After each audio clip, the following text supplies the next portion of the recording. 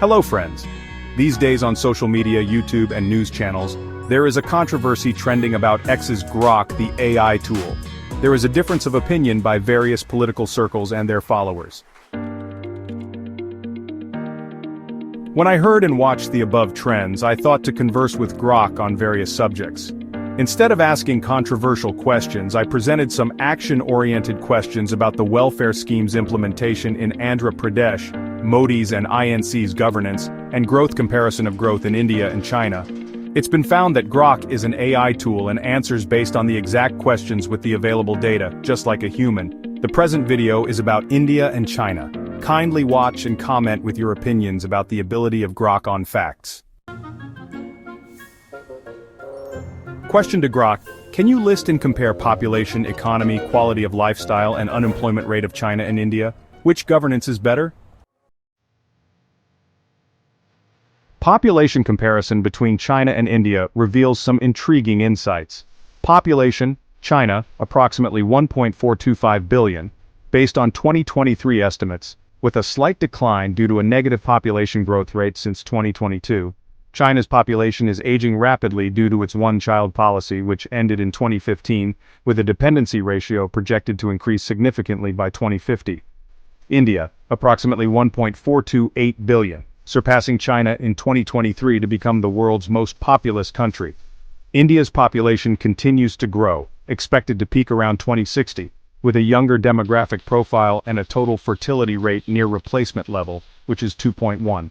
Comparison: India now has a slightly larger population than China, with a more youthful workforce, having a median age of around 28 compared to China's 38, offering a potential demographic dividend, while China's population is shrinking and aging.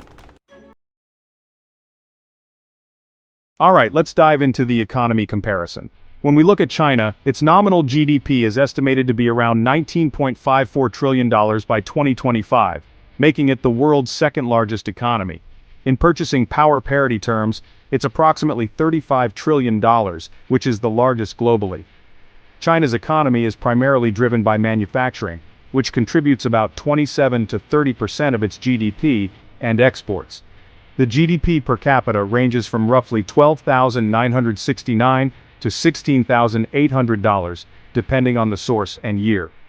Now, turning to India, its nominal GDP is projected to be around $4.3 trillion by 2025, ranking it fifth globally.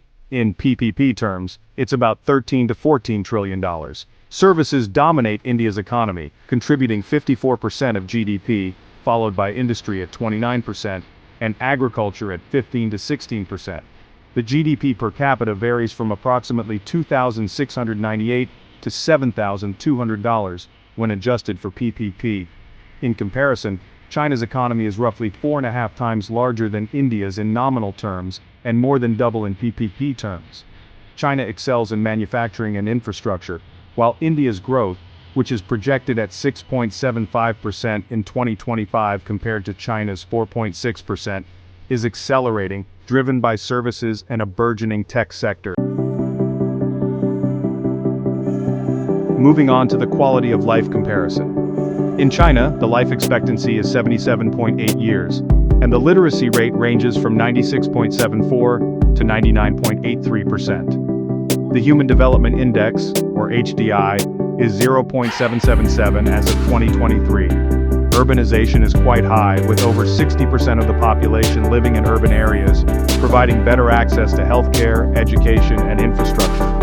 However, inequality persists, especially in rural areas, and personal freedoms are somewhat limited. In India, the life expectancy is 70.8 years, and the literacy rate is between 76.32 and 77.7%. The HDI is 0.644 as of 2023. India's cost of living is 37 to 56% lower than China's, but access to quality healthcare and education varies widely. Urban areas offer better living standards, but rural poverty and infrastructure gaps remain significant. When comparing the two, China generally outperforms India in quality of life metrics like life expectancy, literacy, and HDI, reflecting stronger state-led investments in health, education, and urban development. India's lower cost of living and cultural diversity are advantages, but disparities in access to services are more pronounced. Now let's take a look at the unemployment rate comparison.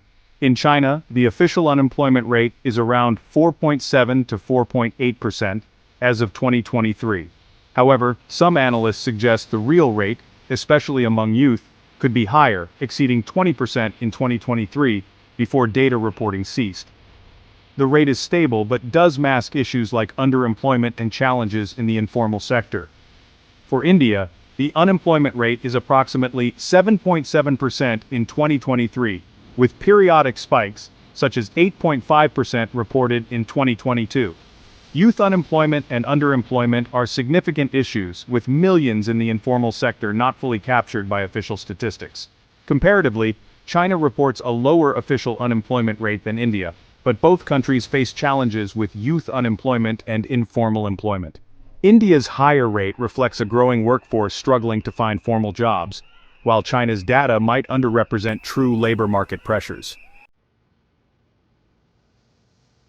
Governance. China is governed by a one-party authoritarian system under the Chinese Communist Party.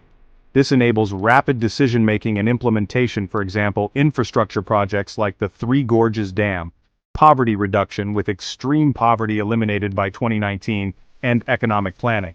However, it restricts political freedoms, ranking 156th in the 2023 Human Freedom Index, and enforces conformity.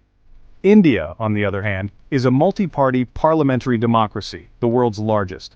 It offers extensive political and personal freedoms, ranking 109th in the 2023 Human Freedom Index, but decision-making is slower due to coalition politics and bureaucratic hurdles. Corruption and regional disparities challenge effective governance. Which is better? Well, this depends on priorities. For efficiency and development, China's system excels in delivering economic growth, infrastructure, and poverty reduction due to centralized control and fewer political obstacles. For freedom and inclusivity, India's democracy prioritizes individual rights, diversity, and public participation, though it struggles with slower reforms and uneven development. Objective data favors China for measurable outcomes like GDP, poverty reduction, and literacy, but India's governance appeals to those valuing democratic principles over authoritarian efficiency. Neither is universally better. It's a trade-off between control and liberty. Summary. When it comes to population, India slightly surpasses China and has a younger demographic.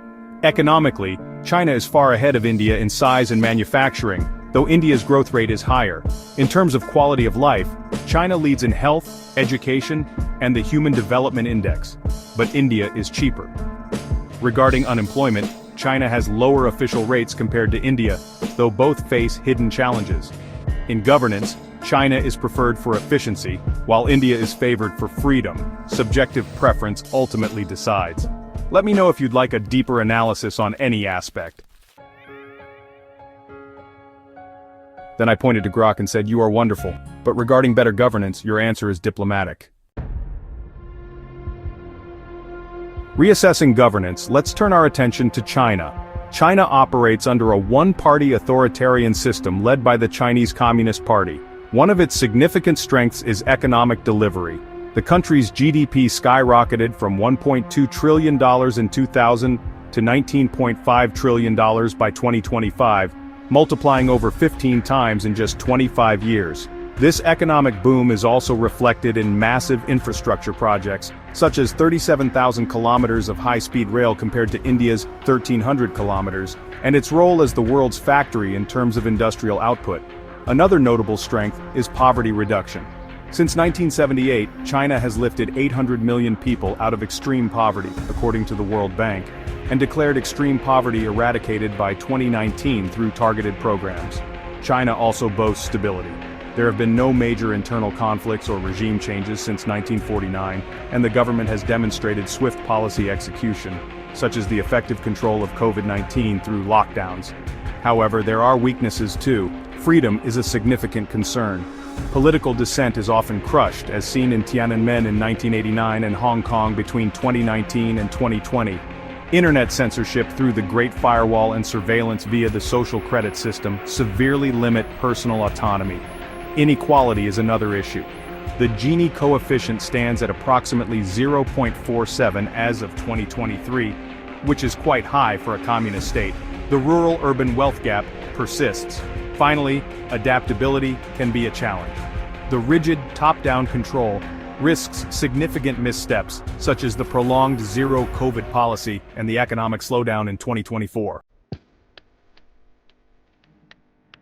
Now let's reassess India's governance.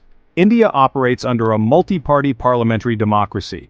One of India's strengths is its resilience. The country manages a population of 1.4 billion, encompassing vast linguistic, religious, and cultural diversity without fracturing, unlike Yugoslavia. It has maintained a stable democracy since 1947. Freedom is another strong point.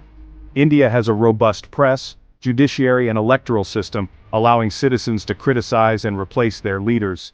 For instance, the BJP lost its majority in the 2024 elections, which led to a coalition government. Innovation thrives in India's decentralized system. This environment fosters tech hubs like Bengaluru and grassroots solutions such as the Aadhaar biometric ID, which has streamlined welfare distribution. However, India faces challenges in efficiency.